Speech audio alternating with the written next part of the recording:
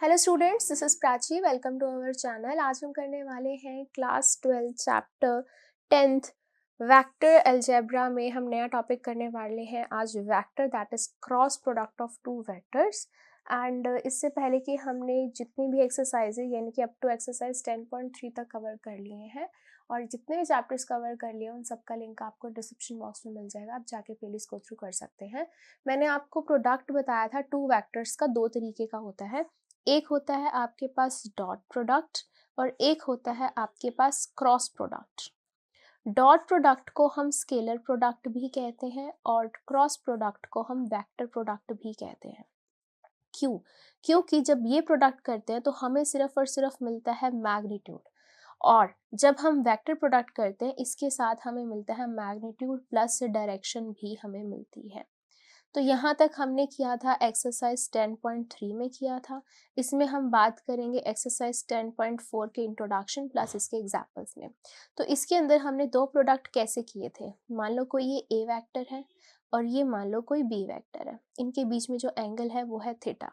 इनका अगर हमने डॉट प्रोडक्ट करना था तो हम क्या लिखते थे, ए का मैग्नीट्यूड, बी का मैग्नीट्यूड एंड कॉस थीटा।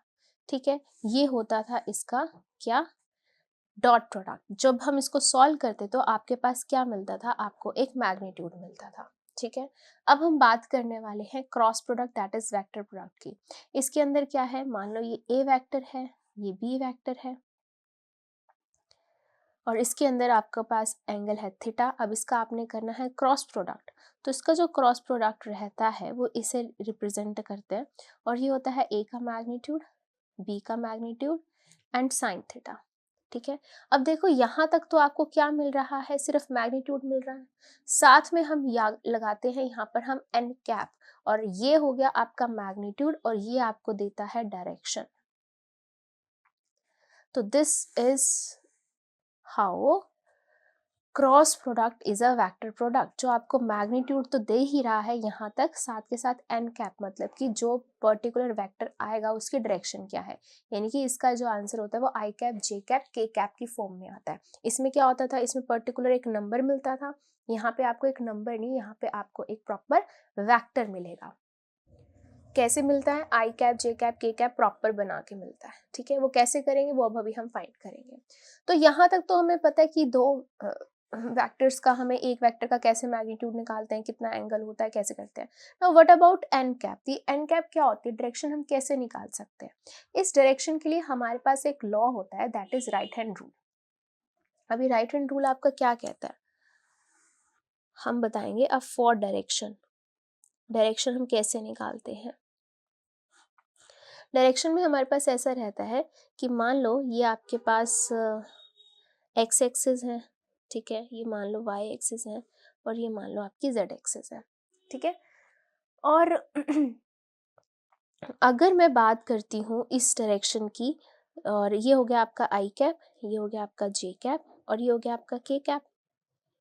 ठीक है, अब अगर मैं बात करूँ डायरेक्शन की, तो मान लो एक वेक्टर इस साइड है, ठीक है, और एक वेक्टर इस साइड है। मेरे को आई क्रॉस जे निकालना है। ठीक है, आई क्रॉस जे ये निकालना है।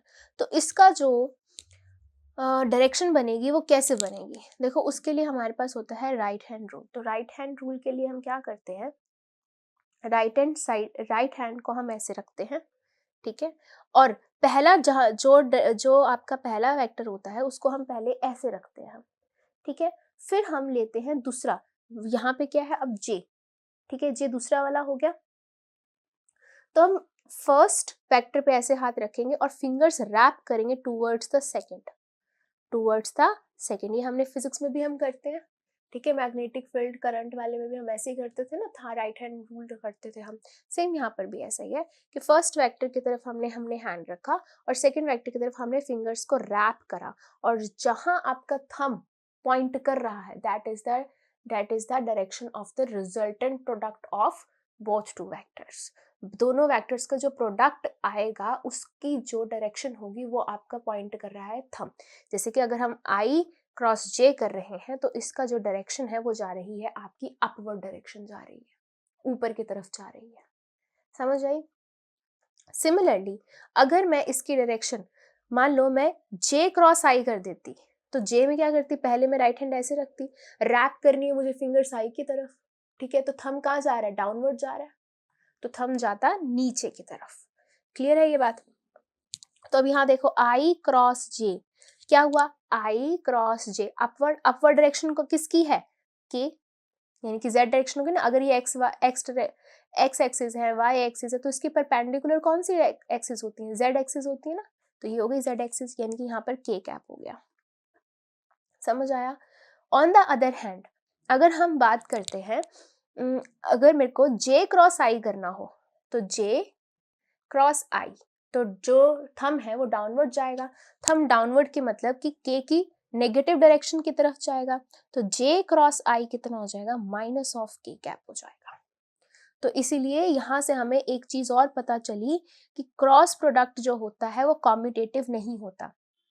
जैसे डॉट प्रोडक्ट क्या होता था, a dot b equals to b dot a होता था ना, यहाँ ऐसा नहीं है, इनका डॉट इसमें है, अगर ये आगे चला जाता है तो ये माइनस हो जाता है, तो ये कॉम्यूटेटिव नहीं है। बाकी तो और प्रॉपर्टीज हम आगे डिस्कस करेंगे ही, ठीक है। तो यहाँ से हमें पता चला डायरेक्शन कैसे निकालनी है। ऐसे ही फर्दर रैंडमली कोई भी इन्हीं दो वैक्टर्स की अगर हम बात कर लेते हैं, मान लो ये a वैक्टर है, ये बी वेक्टर है, तो ये हमने ए वेक्टर की तरफ हमने पाम रखी, दूसरी की तरफ हमने रैप करा, तो जो थंब है वो भी अपवर्ड डायरेक्शन दिखा रहा है। This is the direction of cross product of these two vectors. ठीक है, इस तरीके से हम निकालते हैं, इसको और डिटेल में डिस्कस करते हैं। तो और डिटेल में अगर हम डिस्कस करें, ऑब्जर्व करते हैं, ऑब्जर्वेशंस देखते हैं हम, ऑब्जर्वेशंस। तो सबसे पहले हमने यही देखा, ये ए वेक्टर है, ठीक है, ये बी वेक्टर है, इनके बीच में ये एंगल हो गया थीटा। इनका अगर हमें क्रॉस प्रोडक्ट करना है, ए क्रॉस बी, वो क्या निकल के आता है, A vector magnitude of B sine theta and N cap. ठीक है, ये डायरेक्शन, ये हो गया आपका मैग्नीट्यूड और ये हो गया आपकी डायरेक्शन, ये निकला, ये देखा हमने अभी तक। ठीक है अब हमें सबसे पहली बात हमें पता चली, मैग्नीट्यूड भी मिल रहा है, हमें डायरेक्शन भी मिल रही है, तो सबसे पहले जो क्रॉस प्रोडक्ट होता है वो क्या है, इज ए वेक्टर। जो हमें मिलेगा वो क्या मिलेगा, एक वेक्टर मिलेगा, आई जे के कैप की फॉर्म में मिलेगा। ठीक है, नेक्स्ट अब आपके पास आता है कि मान लो अगर किसी का भी प्रोडक्ट जो है, प्रोडक्ट जो आ रहा है वो जीरो आ जाता है, ठीक है, उसका क्या मतलब है, प्रोडक्ट जीरो का मतलब क्या है कि यहाँ पर इफ ए कैप जो वो ए वेक्टर जो है वो नॉन जीरो है और बी वेक्टर भी जो है वो नॉन जीरो है, स्टिल अगर वहां पे आपका ए क्रॉस बी जीरो आ रहा है, इसका मतलब क्या है, डिपेंड किस पे कर रहा है, साइन थीटा पे डिपेंड कर रहा है, तो दैट मीन्स थीटा आपका इज ईदर जीरो और 180, क्योंकि साइन जीरो और साइन 180 ही आपका जीरो होता है। दैट मीन्स यानी कि या तो वह दोनों वेक्टर्स क्या है, एक ही लाइन पे लाई कर रहे हैं, यानी कि थीटा उनका जीरो हो रहा है, यानी कि तो वेक्टर या तो क्या है, कोलिनियर है, एक ही लाइन पे लाई कर रहे हैं, या फिर इस तरीके से है, ऐसे है, ठीक है, पैरेलल है या कोलिनियर है या तो तभी इसके के बीच में क्या होगा, 180 हो गया ना, पाई हो गया इसका, तो कोलिनियर दैट मीन्स क्या है, वो पैरेलल है। तो चाहे उसके अंदर डायरेक्शन तो मैटर नहीं करते, सेम डायरेक्शन में भी हो सकते हैं, ऑपोजिट डायरेक्शन में भी हो सकते हैं, तो थीटा जीरो भी हो सकता है, थीटा पाई भी हो सकता है, दोनों ही केसेस में जो क्रॉस प्रोडक्ट हो जाता है वो हो जाता है आपका जीरो। सेम इसी से ही अगर हम निकाल लेते हैं, मान लो दोनों वेक्टर जो है वो आपस में क्या है, परपेंडिकुलर है, तो डॉट प्रोडक्ट में क्या होता था, कॉस 90 जीरो हो जाता था, लेकिन यहाँ साइन 90 कितना होता है, 1 होता है, तो यानी कि जब दोनों परपेंडिकुलर होंगे, so if theta equals to pi by 2, then दोनों का जो क्रॉस प्रोडक्ट होगा वो मैग्नीट्यूड के इक्वल होगा, मैक्सिमम हो जाएगा ये। ठीक है, ओके ये तो हो गई इन फॉर्मूलाज की बात होगी, इनसे जितनी हम डायरेक्शंस हम निकाल सकते थे वो निकाल ली। और चलो एक बार हम थीटा की भी बात कर लेते हैं, साइन थीटा की भी बात कर लेते हैं। चलो मान लो अगर हमें इस फॉर्मूला से साइन थीटा निकालना हो तो कैसे निकालेंगे, ठीक है, फॉर एंगल, अगर दो वेक्टर्स के बीच का आपको एंगल निकालना है तो हम कैसे निकालेंगे, वी नो दैट ये इसका फॉर्मूला रहता है साइन थीटा एन कैप। ठीक है, अब एंगल के लिए टेकिंग मॉडुलस या हाँ मॉडुलस ही बोल सकते हैं, मॉडुलस ऑन बोथ साइड्स। अगर दोनों साइड मॉडुलस लेंगे तो ये हो जाएगा mod of this equals to, इसका भी मॉड डालो, मॉड का मॉड डालो, रहता तो वही है, तो इसको चाहे हम मॉड ना भी लिखें तो भी चलेगा, ठीक है। और ये हो जाएगा साइन का भी मॉड हो जाएगा।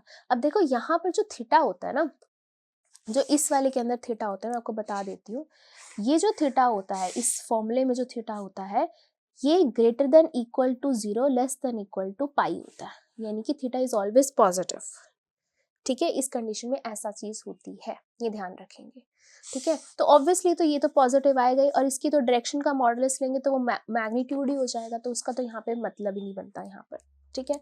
तो यहाँ से अगर मैं साइन थीटा की वैल्यू निकालूं तो मुझे क्या मिलता है, modulus of this one divide में मैग्नीट्यूड ऑफ दिस। तो ये बन जाता है दो वेक्टर्स के बीच का एंगल, अगर आपको क्रॉस प्रोडक्ट दे रखा है तो। क्लियर है ये बात, ठीक है, ओके। अब अगेन यहाँ से हम बात कर लेते हैं, इन्हीं की बात करते हैं यहाँ पे। तो फिफ्थ में हम यहाँ पे बात करेंगे, अब ये तो चलो हमारी A vector B vector sine theta की बात हो चुकी है। अब आ जाते हैं हम डायरेक्शन पे। तो डायरेक्शन जैसे मैंने पहले एक्सप्लेन करी आपको कि राइट हैंड रूल से आता है कि अगर यहाँ से हम यहाँ पे रैप करेंगे तो अपवर्ड दिखाएगा तो पॉजिटिव हो गया, अगर हम जे क्रॉस आई करते हैं तो वो डाउनवर्ड दिखाता है तो माइनस के हो जाता है, ठीक है। तो यहाँ से हम सिमिलरली लिख सकते हैं, बाकी सबके लिए लिख सकते हैं कि अगर आई क्रॉस जे आता है आपके पास, आई कैप क्रॉस जे कैप आता है तो इट इज के कैप, ठीक है। जे कैप क्रॉस आई कैप आता है तो माइनस ऑफ के कैप आता है, राइट।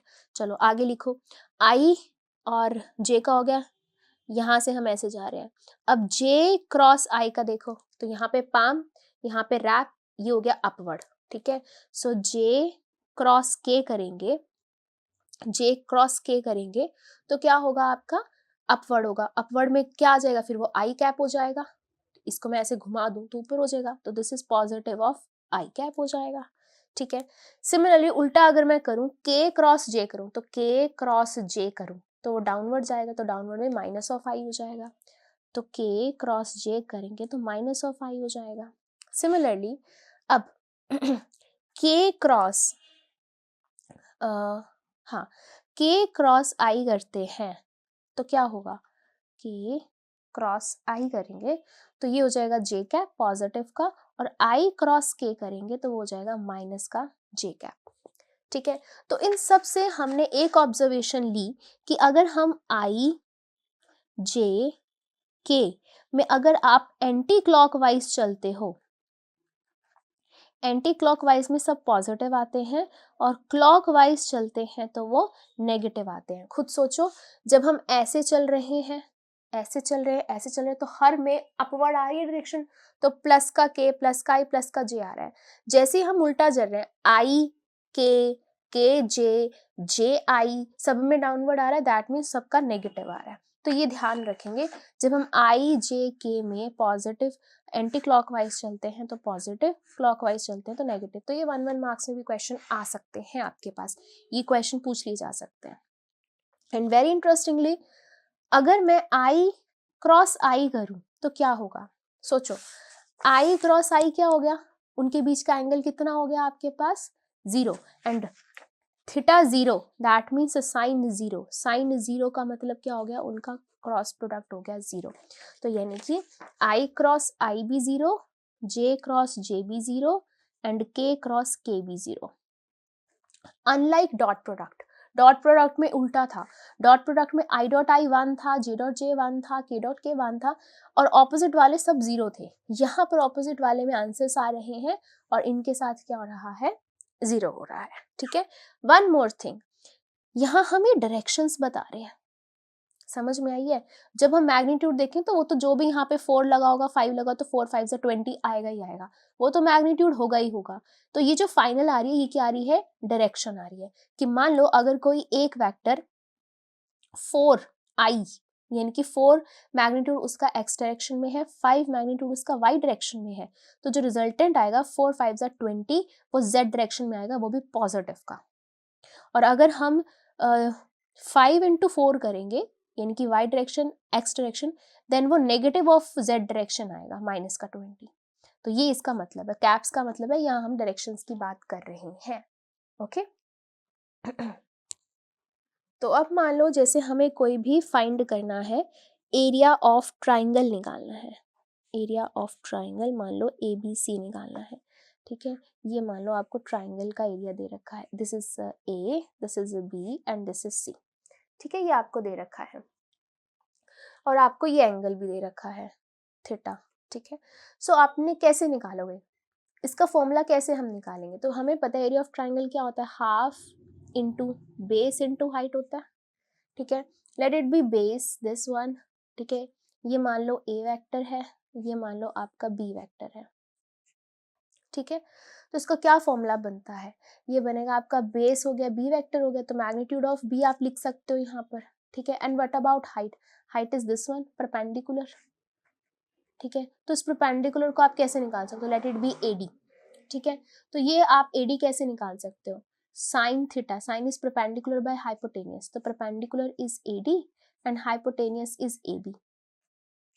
तो ये क्या हो गया आपका, AD हो गया आपका AB that is A vector का मैग्नीट्यूड इनटू साइन थीटा, ठीक है। तो यहाँ पे पुट करो half into what is base, base is B vector, तो B वेक्टर का मैग्नीट्यूड, ठीक है, into what is this one, height, height is AD is आपने क्या निकाला है, मैग्नीट्यूड इनटू साइन थीटा हो गया आपका, ठीक है। और इसका हमें पता है, इसको कैसे लिखते हैं 1/2। अब देखो ये तो मैग्नीट्यूड है ना, इसको तो आप आगे पीछे लिख सकते हो, इसका तो कोई मतलब नहीं बनता, तो आप इसको लिख सकते हो A magnitude B magnitude sine theta, and we know that ये किसका फॉर्मूला होता है, ये होता है A क्रॉस B का मैग्नीट्यूड का। तो ये आ जाएगा आपके पास 1/2 magnitude of A vector cross B vector, ये आता है आपका एरिया ऑफ ट्राइंगल ABC। तो क्रॉस प्रोडक्ट के लिए आप ऐसे करते हैं, ठीक है। सिमिलरली अगर पूछा जाए area of parallelogram, so parallelogram के लिए क्या रहता है, दिस इज अ पैरेललोग्राम, ठीक है। पैरेललोग्राम का क्या होता है, area of base, sorry base into height होता है, ठीक है। क्या होता है, area of parallelogram is base into height, so this is base into height, so let it B this is the base, ठीक है, late it B A vector, this is B vector, और हाइट क्या हो जाएगी, ये हो जाएगी। So base is B vector, तो B वेक्टर का magnitude into height is again this, तो ये आ गया आपका थीटा हो गया, तो साइन थीटा फिर से दिस इनटू दिस, समझ में आ रही है। इसको अगेन A B D मान सकते हैं, तो AD अगेन आपके पास यही आएगा, magnitude of A into sine theta, collectively can be written as A magnitude cross B magnitude. तो एरिया ऑफ पैरेललोग्राम आपका ये बनता है, ठीक है। एंड एरिया ऑफ ट्राइंगल जो है वो हाफ हो जाता है इसके, ठीक है। तो इस तरीके से आप क्रॉस प्रोडक्ट का निकाल सकते हैं। तो अब मैंने आपको बार बार बताया इस तरीके से हम क्रॉस प्रोडक्ट निकाल सकते हैं। तो हम दो वेक्टर्स को हम मल्टीप्लाई करते भी कैसे, उसको ध्यान से देखना। वैसे तो बहुत लंबी चौड़ी होती है कि हम कैसे मल्टीप्लाई करते हैं, बट यहाँ देखो कैसे होगा। मान लो कोई A वेक्टर है आपके पास, I cap J cap K cap, कोई B वेक्टर है आपके पास, मान लो 2I cap J cap minus K cap, मान लो ये वेक्टर है, इसका आपने क्या निकालना है, क्रॉस प्रोडक्ट निकालना है। तो क्रॉस के लिए हम क्या करेंगे, ऐसे करते हैं ना हम, A क्रॉस B क्या होगा, ये पूरा हम A लिखेंगे, I लिखेंगे, फिर क्रॉस ऑफ दिस आएगा पूरा का पूरा, है ना, फिर प्लस J कैप, फिर क्रॉस ऑफ ये सारा कंप्लीट आएगा, और जहाँ I क्रॉस I आएगा वो 0 हो जाएगा, I क्रॉस J आएगा वहाँ पे K हो जाएगा, है ना। कितना डिफिकल्ट बनेगा, बहुत ज्यादा लंबा लंबा बनता रहेगा।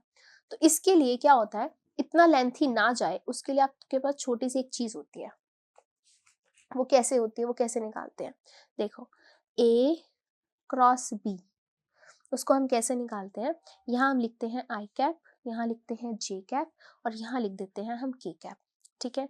और यहाँ हम डाल देते हैं इस तरीके से और जितने भी A होते हैं, A का यहाँ पे कोफिशिएंट क्या है 1, यहाँ पे भी 1 है और K का भी 1 है। यहाँ पर B का बताओ, यहाँ पे I का कोफिशिएंट 2 है, यहाँ पे 1 है और यहाँ पे -1 है। तो कैसे करते हैं, ये लाइन भूल जाएंगे, ठीक है। फर्स्ट लाइन ये छोड़ देंगे, जैसे डिटर्मिनेंट्स फाइंड करते थे ना हम, 4th चैप्टर में डिटर्मिनेंट्स फाइंड किए थे हमने, ये छोड़ देंगे, ये छोड़ देंगे, तो इन दोनों को मल्टीप्लाई करो, -1, फिर बीच में माइनस, और फिर क्या हो जाता है 1, ठीक है, दिस और दिस ये छोड़ दिया, ठीक है, और बाहर क्या लग जाता है आपका आई कैप, ठीक है।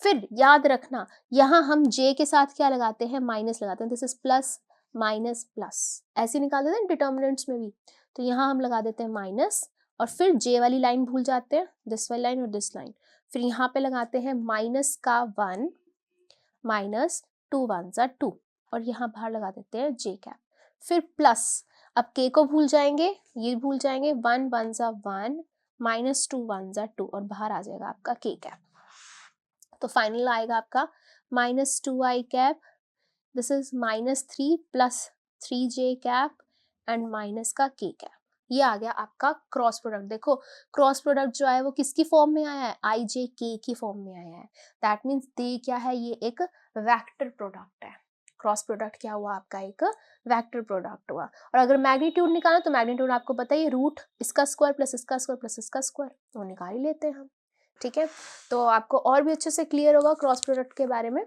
अब हम स्टार्ट करते हैं एग्जाम्पल्स के साथ। सो एग्जाम्पल करते हैं 20 सेकेंड। एग्जाम्पल 20 सेकेंड क्या कह रहा है, a क्रॉस b का आपको मैग्नीट्यूड निकालना है, और a दे रखा है, b दे रखा है, तो सबसे पहले तो हमें पता है पहले क्रॉस प्रोडक्ट निकालेंगे, जैसे वो वेक्टर आ जाएगा उसके बाद हम उसका मैग्नीट्यूड इजीली निकाल सकते हैं, है ना। तो सबसे पहले तो a क्रॉस b निकालो, कैसे निकालते हैं, मैंने आपको बताया था i j k plus minus plus लिखते हैं, है ना, फिर यहाँ पे इस तरीके से लगा देते हैं लाइंस, और ये है यहाँ पे हम a के यहाँ पे कोफिशिएंट्स लिखेंगे, दिस इज 2 1 3, फिर b के नीचे लिखेंगे 3 5 -2, अब क्या करेंगे, ये लाइन भूल जाएंगे, ये लाइन भूल जाएंगे, दिस इज -2 -5 3s are 15, और बाहर क्या आएगा आई कैप, फिर माइनस माइनस, ये भूल जाएंगे, ये लाइन और ये लाइन भूल जाएंगे, -2 मल्टीप्लाई -2 -4 -3 इंटू 3 9, और बाहर क्या आ जाएगा k कैप, फिर प्लस, फिर k का लाइन भूल जाएंगे, 5 2s are 10 -3 1s are 3, और बाहर क्या आएगा k कैप, ये आप निकाल रहे हो a cross b, a cross b, ये आ गया आपका माइनस का 17 i cap -13 minus minus plus 13 j cap and plus 7 k cap, ये आ गया आपका a क्रॉस b, लेकिन हमें इसका क्या चाहिए, मैग्नीट्यूड। सो मैग्नीट्यूड के लिए हम क्या करते हैं, -17 का स्क्वायर प्लस 13 का स्क्वायर प्लस 7 का स्क्वायर, ठीक है, इस पूरे को सॉल्व करके root 507, this is your answer. इस तरीके से आप इसको मैग्नीट्यूड निकाल सकते हो। क्लियर है ये बात, ठीक है। तो ये था आपका एग्जाम्पल 22। चलिए करते हैं एग्जाम्पल 23। एग्जाम्पल 23 क्या कह रहा है, find a unit vector perpendicular to each of the vectors a plus b and a minus b. ध्यान से समझना इस चीज को, दोबारा समझो कि आपको a और b दे रखा है, ठीक है, आपको एक ऐसा वेक्टर निकालना है जो a प्लस बी और a माइनस बी के परपेंडिकुलर हो। तो मतलब क्या है, मतलब है आपको सबसे पहले a प्लस बी निकालना है, a माइनस बी निकालना है, उसके बाद बात करते हैं, उसके बाद मैं आपको समझाती हूँ, ठीक है। चलो पहले तो a प्लस बी वेक्टर निकालो, यानी कि दोनों को प्लस करेंगे, i plus i 2i, 1 plus 2 3j cap, 1 plus 3 4k cap, फिर a vector minus b vector निकालो, यानी कि a पहले b बाद में, तो i माइनस आई खत्म हो गया, ठीक है, तो यहाँ लिख सकते हैं 0i कैप, फिर 1 minus 2 minus j cap, 1 minus 3 minus का 2k कैप, ठीक है। अब ये दो वेक्टर्स आ चुके हैं, मान लो let it be c vector and let it be d vector, तो मान लो ये c वेक्टर इधर है और d वेक्टर आपका इधर है, ठीक है, इनके बीच में कुछ एंगल है थीटा, हमें नहीं पता क्या है, ये आ गया आपका c वेक्टर, ये आ गया।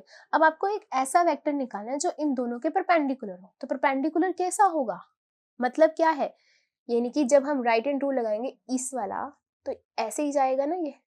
तो देखो पेपर में आपको ये नहीं बोला जाएगा कि इनका डॉट प्रोडक्ट निकालो या क्रॉस प्रोडक्ट निकालो। क्वेश्चन देखकर आपको समझना पड़ेगा कि आपको डॉट प्रोडक्ट निकालना है या क्रॉस प्रोडक्ट निकालना है। तो अब इन्होंने बोला है इनके परपेंडिकुलर हो, तो हमें तो पता है ना परपेंडिकुलर कौन सा वेक्टर आएगा, डायरेक्शन उसकी ऑलरेडी हमें दे रखी है। तो मतलब क्या है, डायरेक्शन जिसके अंदर आ जाए वो कौन सा हो जाता है, आपका वेक्टर प्रोडक्ट हो जाता है, यानी कि क्रॉस प्रोडक्ट है। यानी कि अगर ये सी है ये डी है तो इनके परपेंडिकुलर यही होगा, और ये वेक्टर कौन बताएगा, आपका क्रॉस प्रोडक्ट, यानी कि आपने इन दोनों का क्रॉस प्रोडक्ट करना है। ठीक है, सो ये हो जाएगा ए प्लस बी वेक्टर का cross product with a minus b vector. ठीक है, तो कैसे लिखेंगे, यहाँ पे हम लिखेंगे i cap j cap k cap plus minus plus, और यहाँ हम लिखेंगे पहले इसका 2 3 4 0 -1 -2।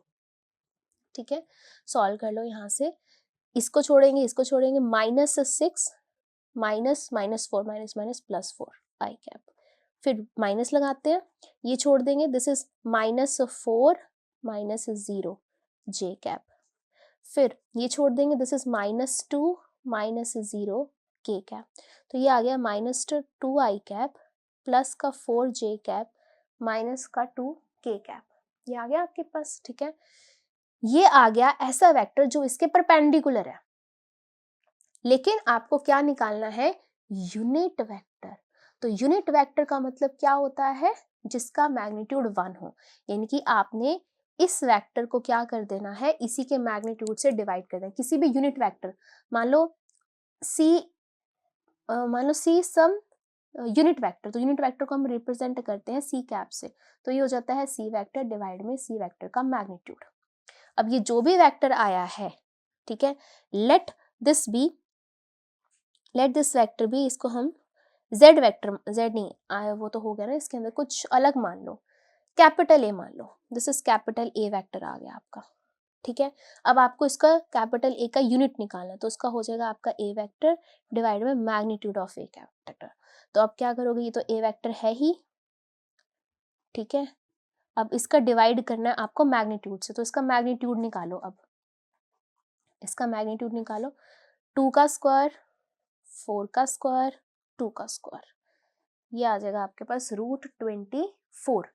तो √24 को आप लिख सकते हो 2√6 लिख सकते हो, तो सब में लिख दो 2√6 डिवाइड में 2√6, तो सबका 2 से 2 कैंसिल हो रहा है, क्या आएगा final answer, -i cap by √6 plus 2j cap by √6 minus k cap by √6, this is your answer. ठीक है, इस तरीके से आपको स्टेप वाइज स्टेप आपको क्वेश्चन समझना है, फिर उसको करना है।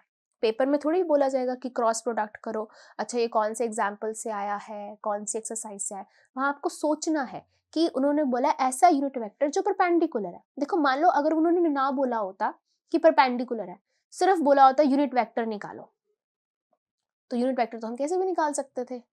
समझ में आ रही है ये बात? इस तरीके से करना है आपको। तो ये था क्वेश्चन 20 एग्जाम्पल 23rd। चलिए करते हैं एग्जाम्पल 24th।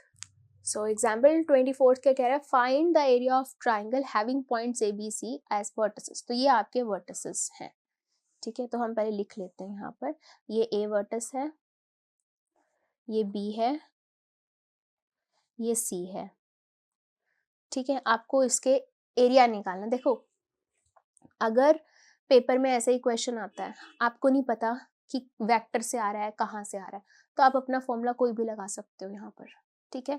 बट यहाँ पे अगर मेंशन आता है यूजिंग वेक्टर्स, तो आपको वेक्टर के अकॉर्डिंग ही करना है, ठीक है। कैसे करेंगे देखो, अब हमने अभी अभी फॉर्मूला बताया था, क्या फॉर्मूला था, एरिया ऑफ ट्राइंगल ABC क्या था, हाफ इंटू ये था ना, ये वाला हो गया, ये वेक्टर आया था और एक ये वेक्टर आया था, है ना, ये वेक्टर आया था आप लोगों का 2, ऐसे ही निकाला था हमने, है ना, बेस इनटू दिस वन। तो ये हो गया आपका BC vector cross BA vector, ठीक है। ये आपको निकालना है इसका मैग्नीट्यूड। अब देखो, अब बच्चों के दिमाग में ना बहुत बड़ा क्वेश्चन आता है कि मैम हमारी NCERT में तो उल्टा लिखा हुआ है, AB इंटू AC लिखा हुआ है ना, तो क्या हो सकता है, वो A यहाँ हो सकता है, AB AC ऐसे भी हो सकता है, ठीक है, उन्होंने मान लो ए यहाँ पे ले लिया, हमने यहाँ पर ले लिया है, तो इतना बड़ा इशू नहीं बनेगा। क्यों? क्योंकि वैसे भी हम क्या ले रहे हैं, मैग्नीट्यूड ले रहे हैं। तो मैग्नीट्यूड के अंदर नॉर्मली चाहे आप 2 से लेकर 6 तक काउंट करो तो भी 4 बनेगा, 6 से लेकर 2 तक काउंट करो तो भी 4 ही बनेगा। ठीक है, तो हमने अगर ए बी सी ऐसे ले लिया है, हमें पता है कि ये वाला आता है, बेस आता है, और ये वाला वेक्टर आता है, इंटू हाफ आता है, ये हमें पता है। तो अब हम यही निकालेंगे। ओके, तो आप ए बी सी ऐसा भी होता तो भी चल जाता है, वो ए बी इंटू ए सी कर रखा है तो कोई दिक्कत नहीं है। समझ में आ रही है ये बात? चलो शुरू करते हैं। पहले तो बी सी वैक्टर निकालो आप। What is b c vector? x2 minus x1 है ना, 2 माइनस 1 तो 1 i cap, 3 minus 2 plus 1 j cap, 1 minus 3 तो माइनस 2 के कैप हो गया। अब क्या निकालना है? बी ए वैक्टर निकालना है, तो बी ए वैक्टर निकालो। बी ए तो यानी कि x2 माइनस x1 तो 1 माइनस 1 0 आई कैप, 1 माइनस 2 माइनस जे कैप, 1 माइनस 3 माइनस 2 के कैप आ गया। अब इनका क्रॉस प्रोडक्ट निकालो, क्रॉस प्रोडक्ट। तो क्रॉस के लिए i minus j and k, so this is 1 1 minus 2, this is 0 minus 1 minus 2। निकालो अब, ये क्या हो जाएगा, इसको छोड़ देंगे, इसको छोड़ देंगे, minus 2 minus minus minus plus का 2, ये हो जाएगा i कैप। फिर माइनस, ये छोड़ देंगे, ये छोड़ देंगे, माइनस 2, ये तो हो गया 0 j कैप। फिर प्लस, ये छोड़ देंगे, ये छोड़ देंगे, दिस इज माइनस 1, ये हो गया 0 k cap. So this is minus 4 i cap plus 2 j cap minus k cap. ये क्या है आपका? बी सी क्रॉस बी ए वैक्टर। अब इसका आपको मैग्नीट्यूड चाहिए, सो यहाँ पे मैग्नीट्यूड निकाल लो, बी सी क्रॉस बी ए वैक्टर का magnitude. So what is magnitude? इसका स्क्वायर, इसका स्क्वायर, इसका स्क्वायर, तो ये कितना आ गया आपका पास? √21। यहाँ पुट कर दो, 1/2 √21 स्क्वायर यूनिट्स। एरिया है ना, तो एरिया के लिए आ जाएगा स्क्वायर यूनिट्स, आप लगा सकते हो इस तरीके से। तो आपने देखा होगा हमारा आंसर तो वही आ रहा है। क्लियर है ये बात? ठीक है, क्यों? क्योंकि आप चाहे ए बी सी ऐसे लिख लो, ए बी सी ऐसे लिख लो, या ए बी सी ऐसे लिख लो, कहीं से भी लिख लो, तो आपको इस तरीके से दो वेक्टर्स के बीच का ये चाहिए होता है आपको। ओके, तो ये था आपका एग्जाम्पल 24th। चलिए करते हैं एग्जाम्पल 25th। तो एग्जाम्पल 25th क्या कह रहा है? Find the area of a parallelogram whose adjacent sides are given by the vectors. तो देखो ये तो हमें पता ही है, हमने अभी भी निकाला था, इस तरीके से पैरेललोग्राम है ना।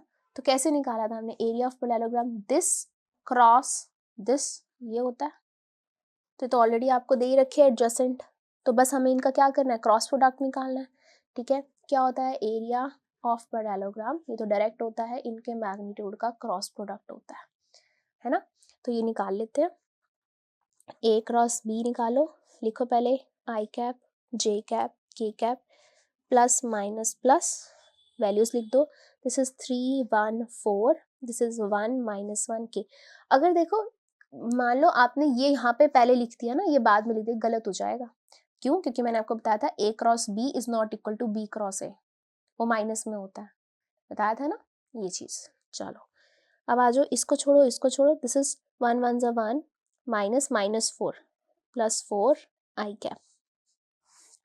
फिर नेक्स्ट माइनस, ये छोड़ो, ये छोड़ो, 3 1 ज़ा 3 माइनस 4 1 ज़ा 4 जे कैप। ये छोड़ेंगे, ये छोड़ेंगे, माइनस 3 माइनस का 1 के कैप। तो ये हो गया 5 आई कैप माइनस प्लस जे कैप प्लस 2 के कैप। आ गया वेक्टर, इसका आपको चाहिए मैग्नीट्यूड, सो मैग्नीट्यूड निकाल दो।